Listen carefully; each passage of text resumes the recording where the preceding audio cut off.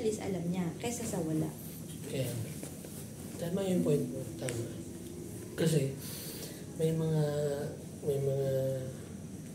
yung parang ang definition niya na mainit, talaga mainit ka sa Lord. Oo. Talaga naglilingkod ka, tapos alam mo yung kalagayan mo na sisisi ka. Mas maganda din yan mo. Yung isa naman, yung maligam-gam kasi, ano ba, ganyan, mainit ang Sunday. Tapos, ano naman, ang buhay naman ng Monday to Sunday ay, Saturday ay buhay, ano. Kumbaga, Christian ka lang. Kasi na-church siya na tinutukoy. So, nasa church ka, mainit ka. Pero alam nila na hindi ka mainit, maligam-gam ka. Parang gano'n. Sabi niya, mabuti pa kung malamig ka eh. Oo. Kasi kung malamig... Yung parang yung magnanakaw sa... yung inaano niya doon sa ano. Isa lang yun, pero parang... ang punto niya doon, wala kahit ano siyang ginawa. Kaya hindi, tsaka kung malamig ka, talaga malamig ka, alam niya yung standing mo. Alam na. Hindi nagkukunwari ka. Isa rin sa ano yan, pagkunwari kasi maligam-gam. Kasi kung malamig ka, papainitin ka na. Kung mainit ka, hindi mabuti. Mainit na mainit ka sa Lord. Kumbaga, pag maligam-gam, alam mo, hindi, may uncertainty yung tinatawag. Hindi siya sigurado sa Lord kung anong lagay ng puso mo talaga. Anong lagay ng pananampalataya mo. Tapos, yun pa. Sabi na, ano sabi ng tulo? Mayaman ka. Akala mo mayaman ka, pero ikaw kawawa. Yung pagiging mayaman dyan, dilambera. Yung baga, yung ano mo, tingin mo sa sarili mo. Okay ka, hindi mo kailangan sa Lord.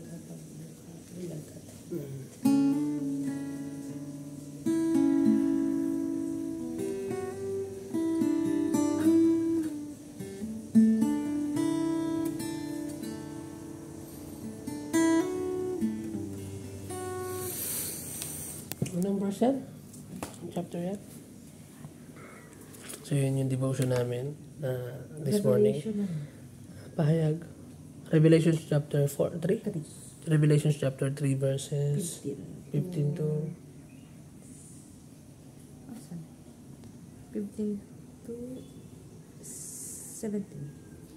Revelation chapter 3 verse 15 to 17.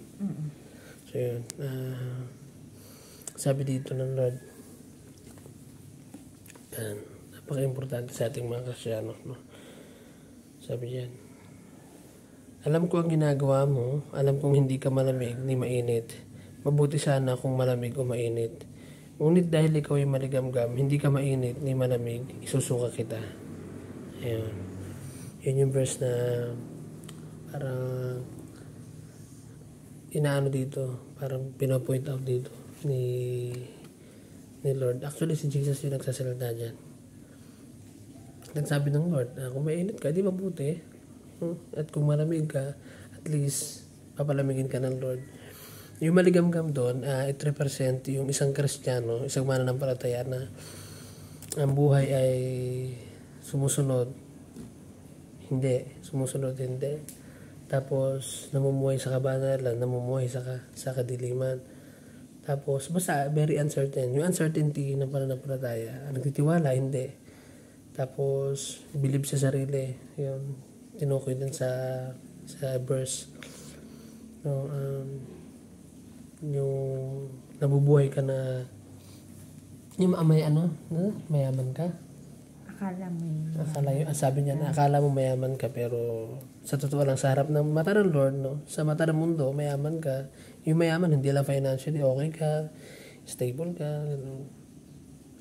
pero kawawa ka sa harap ng Lord. Kasi pag sinabi ng Lord na kawawa ka sa harapan ko, ang ibig sabihin nun, pag nagbabasa kayo ng Bible, ang ibig sabihin nun, hindi ka nag-dependent sa Kanya. Kasi ang gusto ng Lord, dependent tayo sa Lord. Depende tayo sa Kanya. Yung buhay natin nakadependent sa Kanya. Whether may pera ka or wala kang pera, or kung ano yung ang buhay mo, basta dependent ka sa Lord, maayos ka sa mata ng Lord. Hindi yun financially lang tinutukoy. No? Hindi yun yung tinutukoy lang basta doon. So, maging aware tayo sa puso natin.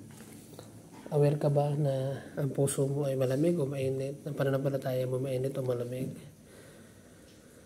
ayun, mabuti yun kasi at least certain ka na Lord, kailangan ko nung init mo kaysa yung maligamgam ka, nagpe-pretend ka sa Lord na okay ako Lord, pero totoo ang buhay mo ay sumusuway ka sa Lord, nabubuhay ka sa kasalanan.